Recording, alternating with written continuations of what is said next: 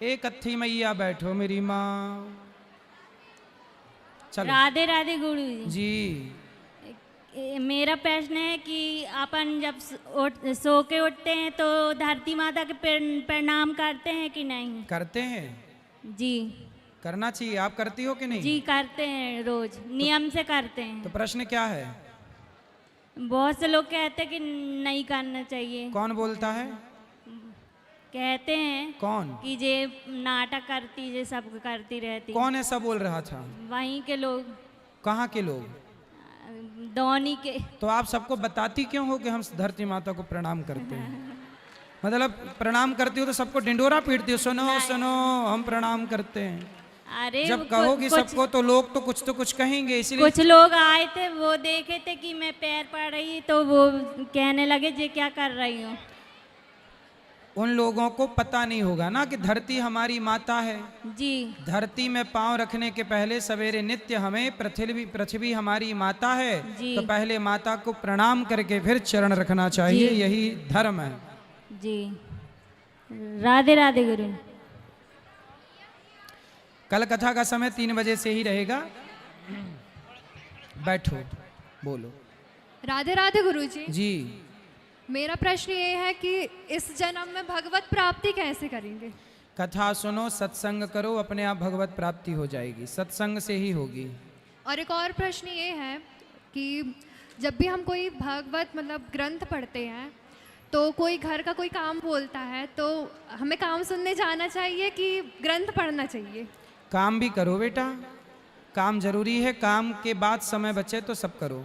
जैसे for example हम लोग रामायण पढ़ रहे हैं, ठीक है, और कोई हम लोग को काम बोल दिया। कौन? जैसे माता के पिता, दादाजी बोल दिया, दादी बोल दी। चलो हम दादी दादा की बात तो माननी चाहिए, बूढ़े हैं तो मानते हैं बात, लेकिन क्या हमें रामायण के बीच में उठ के जाना चाहिए? हाँ, रामायण को वहां छोड़ दो और जाओ काम करो, फिर आके वहीं से पढ़ने लग जाओ, कोई दोष नहीं होता। गुरु जी के चरणों में कोटि कोटि प्रणाम। जी। गुरुवर, मैं आदरणीय गुड्डू भैया का छोटा भाई भी हूँ, लेखन में रुचि रखता हूँ। आपके परोपकारी व्यक्तित्व पर छोटी सी कविता लिखी है, श्री चरणों में अर्पित करना चाहूँ। जी। तो गुरुवर, मैं समझता हूँ कि जननी और जन्मभूमि के वात्सल्य के समक्ष व्यक्ति सदैव बालक ही रहता है, इसलिए आपसे अग्रिम क्षमा मांगते हुए कविता में बालक संबोधन रखा। हाँ हाँ बिल्कुल, हम आप सबके बालक ही हैं।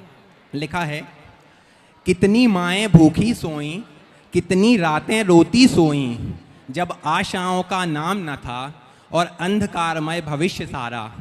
उन दुर्दिन का करने दूरतम, अंधकार में सूर्य सम, ग्राम रेवझा से एक बालक आया। बालक ऐसा मानो उनका ही बालक हो, बालक ऐसा जैसा किसी कथा का नायक हो, बालक ऐसा कि परम सेवी पर अहंकार का लेश नहीं, परहित जीवन कर स्वयं कहे मैं विशेष नहीं। बालक ऐसा कि तन को जोड़ा धर्म से, धन को जोड़ा धर्म से, बालक जिसने की तन जोड़ा सत्कर्म से। गुरुवर, जिनके पास न केवल प्रश्नों का हल है, बल्कि जिनका हर बोल इंस्टा पर वायरल है।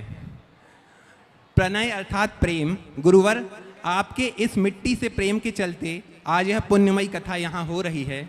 तो लिखा, मातृभूमि से ऐसा प्रणय कि जन्म धरा आज पुण्य धरा, हरि कथा के ऐसे मीठे बोल जिसने भी सुना हर जीव तरा। वाह, सुंदर। अंत में उन वृद्ध माओं की ओर से लिखा है, बीत गई अंधियारी रात, जीवन में आया नव प्रभात।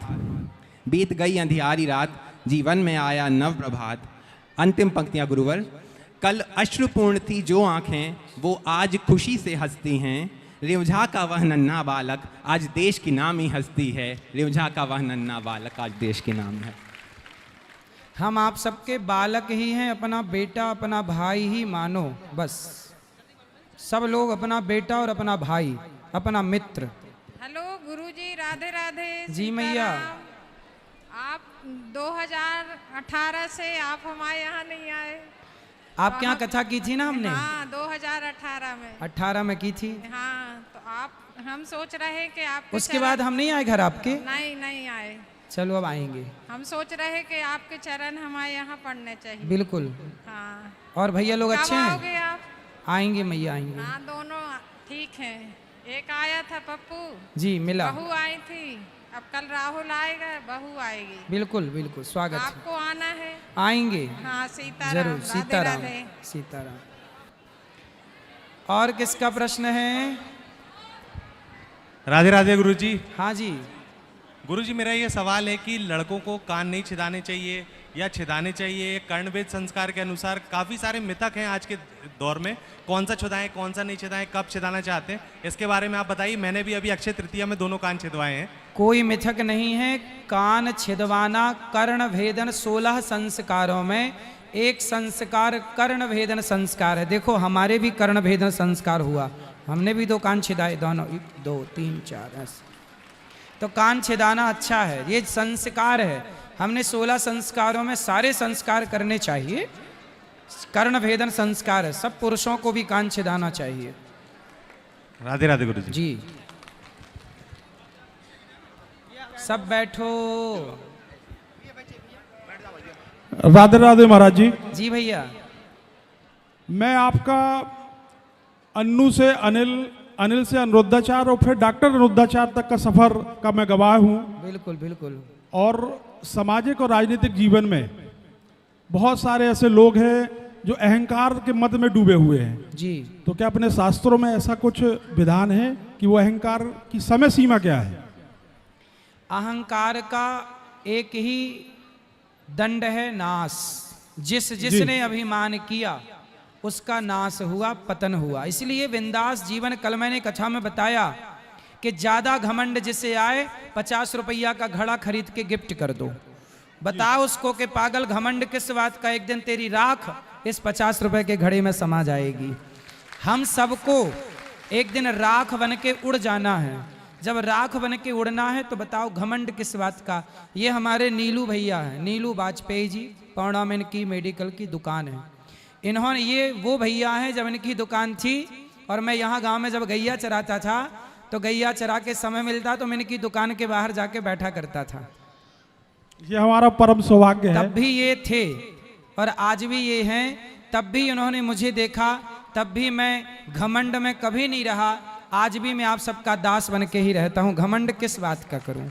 इसलिए किसी को घमंड नहीं करना चाहिए। मैं वही कह रहा था महाराज जी कि आप अपने आप को ऐसा कैसे मेंटेन कर पाते हैं? मैं बोला जैसे जब आप अन्नू थे, जब भी मैंने आपको देखा, अनिल हुए जब भी मैंने आपको देखा, और अनुरुद्धाचार्य भी मैंने आपको देखा। और वही जो अन्नू के समय पे आपकी कार्य प्रणाली थी, मैं देख रहा हूँ किसी को आप भौजी कह के बुलाते हैं, किसी को मौसी, किसी को चाची, किसी को मम्मा, किसी को माई। मतलब ऐसा क्या है कि आपके जो ये लक्षण है हम लोगों के अंदर आए और अहंकार हमको दूर दूर तक न छुए? ये अभिमान क्यों नहीं आता, इसका कारण है ये दास अनिरुद्ध जो है ना, मैं कभी ये नहीं मानता कि मैं करता हूं। मैं सदा ये मानता हूं, देखो आप लोगों से क्या छिपाना। यहाँ इतनी हमारी मौसी, चाची, बुआ, भौजी सब बैठी हैं हमारे गांव की। इनमें से बहुत सारी माताएं ऐसी हैं जिन्होंने मुझे अपनी गोद में खिलाया है, मुझे नंगा उघारा देखा है, मुझे गांव में मिट्टी के साथ खेलते देखा है, गैया चराते देखा है, चारा काटते देखा है, नहाते देखा है, तालाब में छलांग लगाते देखा है।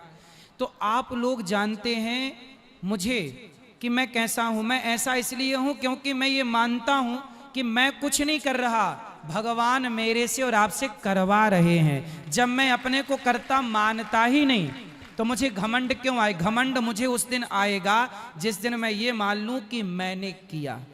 मैं करता नहीं। आप बताइए, मैं तो भीख मांगता था इस गांव में, घर घर जाकर भीख देने वाली माताएं बहनें भी यहाँ बैठी हुई हैं जिन्होंने मुझे सूपे में आटा, दाल, चावल और नमक का ढेला मुझे दिया है।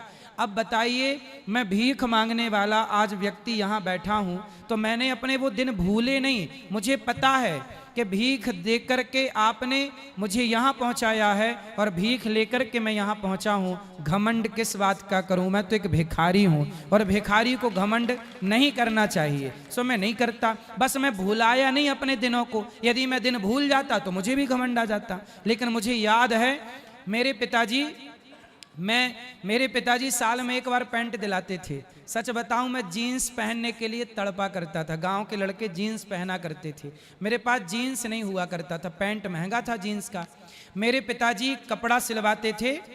मेरे गांव की कुछ मौसी, शायद उस ज़माने में याद इनको है नहीं, मैं जो कपड़ा पैंट पहनता था ना, जब तक पीछे से पूरा पैंट घिस नहीं जाता, छेद हो जाते, चड्डी दिखने लग जाती। जब तक पूरी चड्डी ना दिखने लग जाए, पिताजी को मैं दिखाता, देखो छेद हो गए, अब तो दिलवा दो। तब वो 1 साल बाद दूसरा कपड़ा दिलाते थे। मैं स्कूल जाता था, एक बार मेरे पास जूते नहीं थे, सब जूते पहन के स्कूल जाते। मैं यहाँ गैया चराता था नंगे पाँव, अपने कक्का जी से, पिताजी से बोलता था एक जोड़ी जूता दिलाओ। तब वो 50 रुपया वाले आसरा जूता दिलवाया करते थे, महीनों रोने के बाद। तो मैं तो जूते के लिए तरसा हूँ, पैंट के लिए तरसा हूँ, कपड़ों के लिए तरसा हूँ, लेकिन जिन जिन के लिए तरसा हूँ सब कुछ ईश्वर ने दे रखा। लेकिन मैंने उस परिस्थिति में मैंने धर्म नहीं छोड़ा। मैंने चोरी करनी स्टार्ट नहीं की कि नहीं है तो चलो चोरी कर लेते। मैंने बेईमानी करनी स्टार्ट नहीं की, चोरी नहीं की, मैंने गलत नहीं किया, छल नहीं किया, कपट नहीं किया।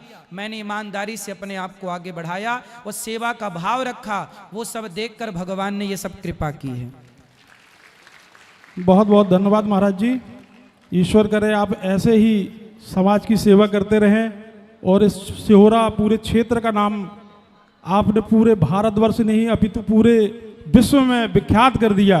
बहुत बहुत साधुवाद, बहुत बहुत साधुवाद। ईश्वर करे ऐसी ही कृपा आप पे बरसाए रखे।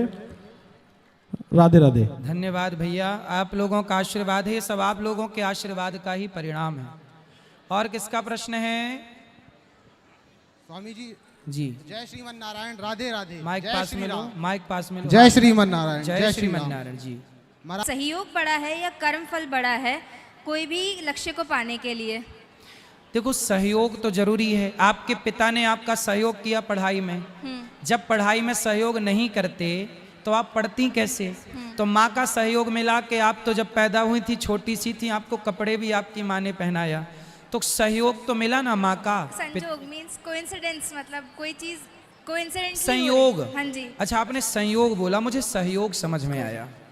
संयोग, अच्छा संयोग और दूसरा कर्म फल। कर्म। संयोग योग कुछ नहीं होता, संयोग के भरोसे ना रहिए, कोई संयोग नहीं होता, कर्म ही सब कुछ होता है। यदि आपने कर्म किया है, धर्म पूर्वक मेहनत की है, मन लगा के पढ़ा है, तो पढ़ा है, लिखा है, तो संयोग से परिणाम नहीं आएगा कि संयोग से 90 नंबर आ गए, संयोग से 80 नंबर नहीं। संयोग से 80 नंबर नहीं आते, आपकी मेहनत से 80, 90 और 100 नंबर आते हैं। आप जितना बढ़िया पढ़ोगे, जितना बढ़िया कर्म करोगे, जितना समय लगाओगे अपने कर्म में, पढ़ाई में, उतना अच्छा कार्य होगा। ये संयोग के चक्कर में ना पड़ो, इत्तेफाक नहीं होता कुछ भी। ठीक है, वो कभी ठीक है, अलग विषय, ठीक है, थैंक यू। पर कर्म मुख्य है, मेहनत मुख्य है। राधे राधे गुरुजी। जी जी जी। मेरा आपसे पहला प्रश्न ये है कि जैसे कुछ रिलेटिव या बाहर वाले हम कुछ भी करें तो उसमें इतनी गलतियां निकालते हैं या गलत बोलते हैं, बुरा बोलते हैं, और अगर मैं जवाब दूं तो मुझे बोलते हैं लड़ने पर रहती हूं मैं, तो मुझे जवाब देना चाहिए या नहीं? देखो, जवाब तो सबको देना चाहिए, पर उचित जवाब देना चाहिए। जरूरी नहीं है, देखो आपने हमें गाली दी तो जरूरी नहीं है कि हम गाली का जवाब गाली से दें, है ना।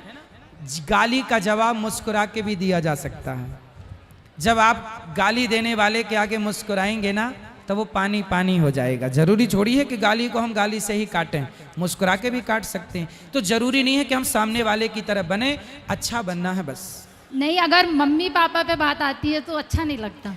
कौन? ऐसी पूरी बात बताओ, खुल के बताओ, फिर बात क्या है। जैसे कोई कार्यक्रम किया हमने घर में या कुछ, तो सब कुछ अच्छा करने की कोशिश करते हैं कि हाँ सब कुछ अच्छे चीज़ से हो, अच्छे से हो, उनका भी ध्यान रखा जाता है। ऐसा नहीं कि उन पर ध्यान नहीं, कि हाँ उनको भी बुरा नहीं लगे, पर उसके बाद भी वो मम्मी को बोलेंगे कि नहीं ये ऐसा हो जाता, नहीं ये ऐसा हो जाता, इसमें कमी रह गई, तो अच्छा नहीं लगता। देखो, कमियां तो 1000 लोग, यहाँ कथा चल रही, इसमें भी लोग कमियां निकाल रहे हैं। तो कमियां किसकी नहीं निकाली गई? सीता माँ की कमियां निकाली गई, राम की कमियां निकाली गई, हमारी निकाली जाएंगी, आपकी निकाली जाएंगी। इसलिए हमें उन लोगों को देखना ही नहीं है। हाँ, हमें पता चल जाए कि हमारी ये कमी है तो हम अपनी कमी ठीक कर ले। निंदक नियरे राखिए, आंगन कुटी छवाए, बिन साबुन पानी बिन निर्मल करत स्वभाव। मेरी कोई कमी है तो आप बताइए, मैं उसे सुधारूंगा, लेकिन आपकी कोई